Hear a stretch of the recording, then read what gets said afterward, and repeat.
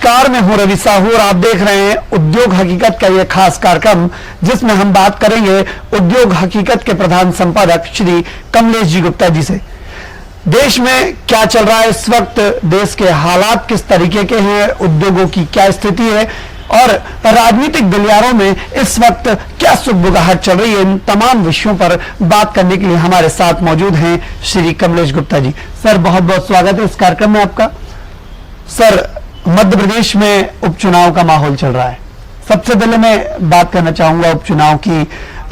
क्या माहौल है इस वक्त मध्य प्रदेश में, रिजल्ट आने वाले हैं, उसके पहले दोनों पार्टियां कहीं ना कहीं लगी हुई हैं एक दूसरे के विधायकों से संपर्क करने में। क्या लगता है किस तरह की राजनीति? नहीं है, चुनाव तो हो चुके हैं, रिजल्ट आना बाकी है और जहाँ तक है सरकार तो बीजेपी की ही रहेगी, इसे तो कोई नहीं हटा सकता, क्योंकि उनको जरूरत कम वोटों की है, कम सीटों की है और कांग्रेस को जरूरत बहुत ज़्यादा सीटों की। तो अभी जो माहौल है वो ये है कि कांग्रेस से निकल के लोग अभी और आ सकते हैं बीजेपी में, क्योंकि उनको अपने आप को सेव करना है जी। अगर यहाँ सत्ता मान लो आ गई बीजेपी की तो हो सकता है कि 10-5 कांग्रेस और आ जाए, कोई बड़ी बात नहीं है। ऐसा भी तो हो सकता है कि कांग्रेस को मैंडेट आ जाए, कांग्रेस कैसे आ जाए, बीजेपी के कुछ विधायक तोड़ने में लग जाए। बीजेपी विधायक नहीं तोड़ ही नहीं सकते, एक दो तोड़ भी लेंगे तो उससे कोई फर्क नहीं पड़ेगा। अभी जो पोजीशन है आप जो समझो ना, इनको 28 सीटें चाहिए सरकार बनाने के लिए, 27 चाहिए और इनको बाहर वालों का समर्थन लेके 1-2 सीट चाहिए बस जी। और खुला समर्थन है बीएसपी का, सपा का, कि भाई जो इनको दे चुके हैं, निर्दलीय हैं वो भी दे चुके हैं जी। तो बीजेपी को तो वैसे 2 सीट चाहिए मेरे हिसाब से, तो अगर इनका समर्थन और लोगों का, और या तो 7 चाहिए जी अगर इनका समर्थन हट भी जाए। लेकिन अभी ऐसा कुछ हो नहीं सकता, अभी जो इनकी ताकत है केंद्र में है और भी जगह है, तो मेरे हिसाब से बीजेपी को अभी कुछ भी यहाँ से हटाने वाला कोई नहीं है। तो कुल मिलाकर हम ये मान के चलें कि मध्य प्रदेश में बीजेपी की सरकार को कोई खतरा नहीं है? 100% कोई खतरा नहीं। चलिए, ये तो हो गई राजनीतिक गलियारों की चर्चा। मैं बात करूंगा, दिवाली इस वक्त आ रही है, उद्योगों के क्या हालात है, दिवाली का सीजन आ गया है, ऐसे में उद्योगों में कहीं ना कहीं बड़ा बिजनेस देखने को मिलता है, उद्योग जगत में भी जो है, व्यापार जगत में, पर अभी के क्या हालात हैं? कुछ लाइनों में है, सेल वेल निकली है थोड़ी बहुत, बाकी तो लोगों को पैसा है नहीं जी। एक्चुअल मार्केट में जो कैश का फॉलो नहीं है, और दूसरा क्या है कि लोगों के पास काम भी नहीं है। जब काम नहीं है तो पैसा आएगा कहाँ से? अब जो दिखाते हैं वो सब लोग हैं, पैसे वाले लोग हैं जो थोड़ा बहुत करते हैं, बाकी आम आदमी तो परसेंटेज तो आम आदमी में ज़्यादा है ना, तो उसको तो वही मिट्टी के दिए, लाई और इलायची दाने, और अगर थोड़ा बहुत अपना जो है, लोग तो कपड़ा भी सिलवाने के मूड में नहीं है इस साल ना। कई कंपनियां हैं कि जो बोनस देने के उसमें नहीं है, ना कोई गिफ्ट देने के उसमें है जी। तो मेरे हिसाब से तो ढीली रहेगी। मंडीदीप के क्या हाल चाल है? मैं मंडीदीप की बात करूं तो इस वक्त वहां पे जो उद्योगपति बड़ा निवेश करके बैठे हुए हैं, उनके क्या हालात है? हालात तो बहुत खराब है, पूंजी खत्म हो गई 6 महीने में। तो लोगों ने जो अपना 90% लोगों के हाल ख़राब हैं, बाकी 10% जो हैं खानदानी बिजनेसमैन हैं, जो पुराने पैसे वाले हैं, आज उनको उतना कष्ट नहीं है जितना जो सिर्फ बैंक ब्याज पर कंपनियां चल रही थी, जो थोड़ी बहुत अपनी पूंजी थी, या जो नए आए हैं जो खानदानी बिजनेसमैन नहीं है, जिनका फर्स्ट एडिशन है जो मान लो बिजनेस का, या फर्स्ट पीढ़ी है, तो बहुत तकलीफ में है बहुत ज़्यादा। उनको बैंक भी इस समय जो 20% की मदद की थी बैंकों ने, वो गवर्नमेंट के कहने पे की थी, तो वो भी उनने श्योर कर ली, मतलब वो अनसिक्योर्ड नहीं है, वो उनने उसी लोन में जोड़ दिया जी कि आपका लोन अगर 5 करोड़ था तो आपने 20% देके 1 करोड़ रुपये और ले लिया, तो आपका लोन 6 करोड़ हो गया जी।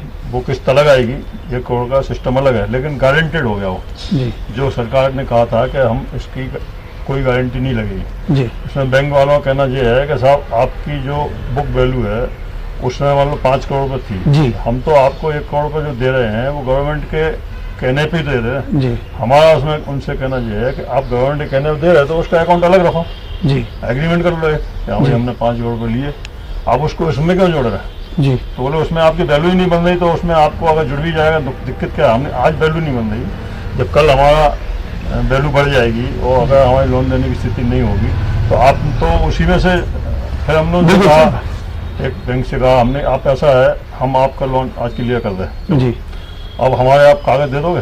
जी तो बोले नहीं, फिर तो आपको ये भी क्लियर करना पड़ेगा। हमने तो फिर कहाँ सरकार की गारंटी होगा? बिल्कुल सही। वो पैसा अगर हमें क्लियर ही करना पड़ेगा तभी हमें पेपर मिलेंगे, तो फिर वो सरकारी गारंटी कहाँ हुई? फिर तो हमारी गारंटी पे दे रहे ना पैसा।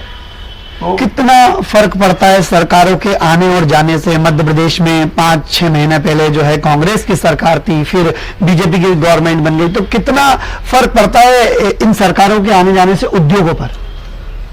उद्योगों पे सरकारों के आने जाने से फर्क तो पड़ता ही है। सारे ऑफिसर चेंज होते हैं, सारे कुछ नियम कानून भी चेंज होते हैं। और कांग्रेस अभी आई 1.5 साल रही, लेकिन कांग्रेस 1.5 साल में क्या कर लेगी? बीजेपी ने तो कोई खास उद्योगों पे किया नहीं है। जी उद्योग तो उद्योगपति अपनी मेहनत से चलाते हैं। सरकारी पॉलिसियाँ तो जो होती हैं सब रिश्वतें दो, सब जगह जी। दो, पैसा दो, और बगैर रिश्वत के कोई काम होता नहीं है। वो जो कहते हैं कि आपको कोई घूमना नहीं पड़ेगा, ऑनलाइन है, सब ऑनलाइन है कहने के लिए है खाली, बाकी तो आपको जाना पड़ेगा इनसे मिलने, पैसा देना ही पड़ेगा, काम तभी होगा। तो बिजनेस पे तो यह है कि एक सरकार जो रहती है स्थायी, ठीक है, वो ज़्यादा फायदे।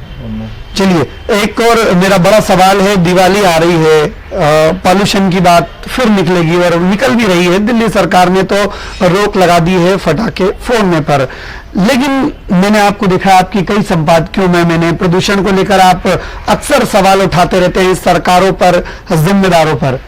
दिवाली आ रही है, कितना पॉल्यूशन फटाकों से फैलेगा और कितना पॉल्यूशन अन्य चीजों से फैलता है, बताएं जरा। एक्चुअल पॉल्यूशन इंडस्ट्री से तो होता ही है जी। इंडस्ट्री को जो जगह दी जाती है शहर से 20 किलोमीटर दूर दी जाती है, वो इसलिए दी जाती है कि भाई पॉल्यूशन उसका जो है वो उसी जो लेवल है वो बना रहे। क्षेत्र में रहे। लेकिन जो शहर में पॉल्यूशन इस समय है वो डस्ट का है, जो रोड खराब है, जी, गाड़ियाँ निकलती हैं, डस्ट उड़ाती बिल्कुल। हैं। दूसरा है कि अनलिमिटेड गाड़ियाँ, जी अनलिमिटेड पब्लिक जी, जो चली जा रही है गाँव से हाँ। शहरों में भरी जा रही है।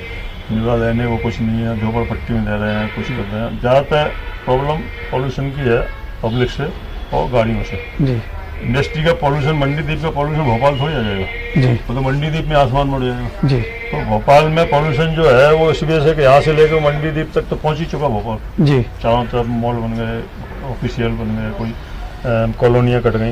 अब अगर मंडीदीप में लोग जाके रहने लगे हैं और मंडीदीप में 3 स्टार होटल खुल जाए, तो फिर गलती किसकी है पॉल्यूशन में? फिर तो इंडस्ट्री की गलती नहीं है ना, इंडस्ट्री पहले से वहाँ ऑलरेडी। अब आप कहते हैं कि दिल्ली वाले मुख्यमंत्री ने कहा, अभी हमने संपादकीय लिखी थी कि भाई ये जो दिल्ली का 5 साल की सज़ा और 1 करोड़ जुर्माना का जो जी नया कानून बनाया है, वो गाज गिरनी है उद्योगों पे ही जी घूम फिर के। जी। किसान का तो फिर नाम है कि पराली जलाओगे तो हाँ। कितने किसानों को 5 लाख के लिए भेज सकते हो आप? नहीं सर, बिल्कुल देख लो, संभव नहीं, रोड जाम हो जाएगा, संभव नहीं है। बंद हो जाएंगे। तो वो गाज गिरनी उद्योगों पे है। और वही हुआ कि 1 हफ्ते बाद केजरीवाल ने ऑर्डर कर दिए तो जो भी उद्योग यहाँ पे मैन्युफैक्चरिंग के हैं वो यहाँ से आप या तो शिफ्ट कर लो जी या बंद कर दो। आप IT लाओ, जे लाओ, वो लाओ जिसमें पोल्यूशन नहीं है।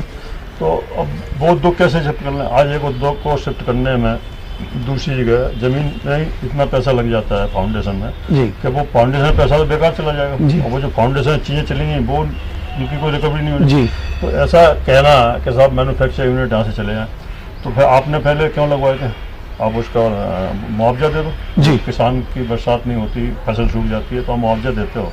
आप जितने उद्योग हटा रहे हैं उनकी बुक वैल्यू के हिसाब से कि उनकी कितनी मशीनरी है, कितना उनका सीमेंट लगा, कितना क्या हुआ, उस हिसाब से आप उन्हें पैसे दो। वो जी। कहीं जाएँ, लगाएं, इंडस्ट्री नहीं लगाएं, जी। तो वो तो मिलना तो कुछ है नहीं। एक्चुअली उद्योग की तरफ किसी का ध्यान ही नहीं है, मैन तो ये है। मोदी जी लगातार कह रहे हैं कि जब से उनकी सरकार है देश में उद्योगों में क्रांति आ गई कुछ है। उद्योगों में आई है, जी। उद्योगों में आई, बड़े बड़े लोग हैं, ऐसे अंबानी जी का है, यहाँ माइनस में जा रही है हमारी GDP, जी और अंबानी प्लस में जा रहा है। जी अडानी की रोज प्रॉफिट बढ़ रही, जी। सरकार की घट रही, तो भी कुछ है कुछ इनके। चलिए, एक और बड़ा सवाल है निजीकरण। पूरे देश में निजीकरण तेजी से फैल रहा है हर तरफ। कुछ दिन पहले ही बहुत सारे हवाई अड्डे जो हैं अडानी ग्रुप को दे दिए गए। निजीकरण को लेकर भी आप बहुत तीखा लिखते हैं अपनी टिप्पणियों में, मैंने अक्सर पढ़ा है। निजीकरण होने का मतलब है कि जैसे अभी बंसल बना रहे हैं ये जी। हबीबगंज, तो जी। हबीबगंज तो अभी 2-3 दिन से पत्रकारों में रोज पढ़ रहे हैं कि हबीबगंज तो बना नहीं, जी लेकिन उनका मॉल तैयार हो गया।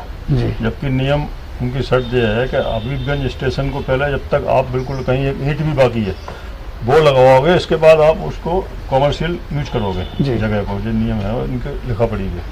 लेकिन अब चूंकि ठीक है वो भी मीडिया में है और कोई इस तरह का कहता नहीं, तो जो प्राइवेट स्टेशन है, जो प्राइवेटीकरण हो रहा है जी वो आम जनता के लिए तो ये समझ लो कि वो उसकी वैल्यू जानवरों से भी बदतर हो जाएगी आम जनता की। जी। जो गठरी लेके सर पे एक बच्चा इधर टांग के, एक बच्चे को ऐसे टांग जी। के, वो हबीबगंज में तो उनकी एंट्री नहीं होगी, उन्हें तो भगा दिया जाए गेट से, कहे वहाँ जाओ, भोपाल जाओ, जी भोपाल स्टेशन। क्योंकि जब वर्ल्ड क्लास स्टेशन बनाओगे तो वर्ल्ड क्लास के लोग इंडिया में थोड़ी आएंगे, सही बात है। इंडिया में जो लोग आएंगे वो वही आएंगे। कहीं ना कहीं जो पिसाएगा वो गरीब आदमी, नीचे तबके का व्यक्ति। तो गरीबी तो हटाने नहीं चाहते ना लोग, कोई भी नहीं हटाना चाहता। इंदिरा गांधी से लेकर आज तक गरीबी हट जाएगी तो फिर राज किस पे करेंगे?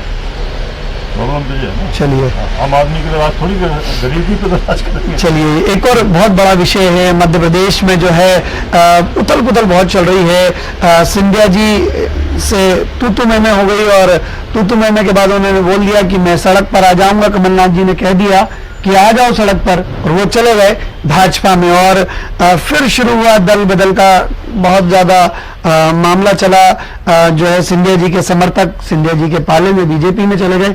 किस तरीके से देखते हैं इस तरह की राजनीति को?